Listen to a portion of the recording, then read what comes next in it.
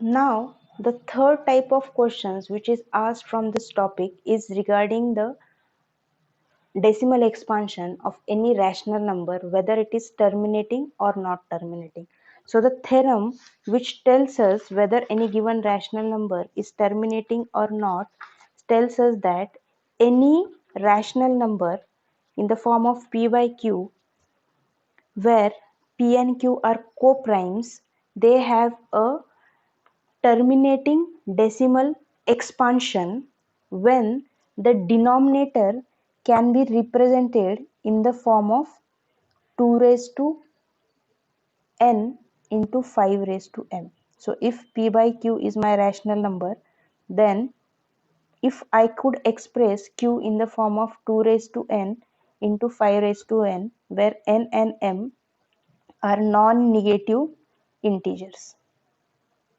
Okay, so if I could represent the denominator of any rational number in the form of 2 raised to m into 5 raised to m, so it means non-negative means the value of 2, the power of 2 can be 0 or the power of 5 can also be 0. So if I have to say it in a very easy way, it means that if the prime factorization of denominator, if it is having only 2 in the denominator or 5 or both, only 2, only 5 or both, then the respective number is having a terminating decimal expansion, right? Because as we know, any rational number, it can be either terminating or non-terminating but recurring, right?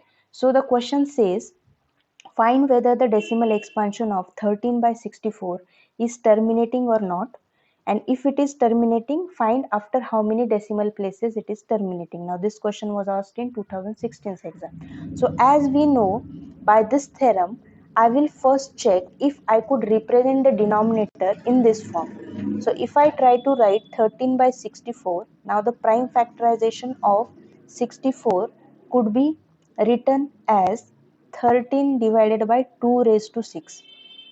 Okay, so 2 raised to 6 means I can write it as 2 raised to 6 into 5 raised to 0, even though there is no not any prime factor of 5, but I can write it as 5 raised to 0 because anything raised to 0 is 1. So now this is comparable with the form 2 raised to n and 5 raised to m, and hence I can say, since it can be expressed in the form of 2 raised to n and 5 raised to m, therefore 13 by 64 has terminating decimal expansion. It has terminating decimal expansion. Why?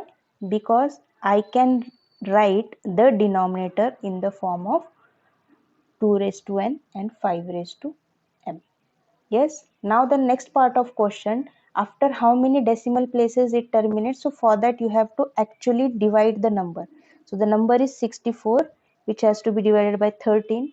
So now, sorry, I written it in 13 has to be divided by 64. Okay, I wrote it in opposite way. So 64 divided by 13.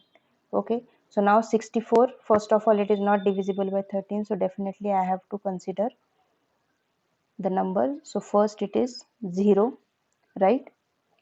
So minus 0, you will get 130. Now since you are taking a digit after decimal, you will put a decimal here. 64 twos are, which gives me 128, minus, I will get answer 2, 200. After that I will get first of all 20. Again 20 is not divisible by 64, so I will write it here 0. Then one more decimal I will take. So here I have taken 10. Here I have taken another 20, not divisible, so I have put a 0 here. Then the third 0, so I have got 200. Then 64 threes is 192.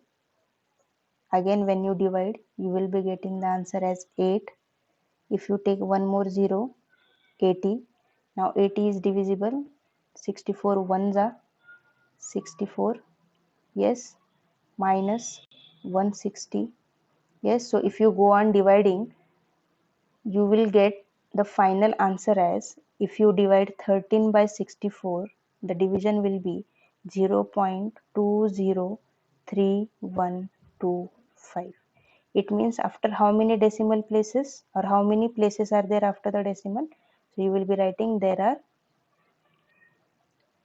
6 places of decimal.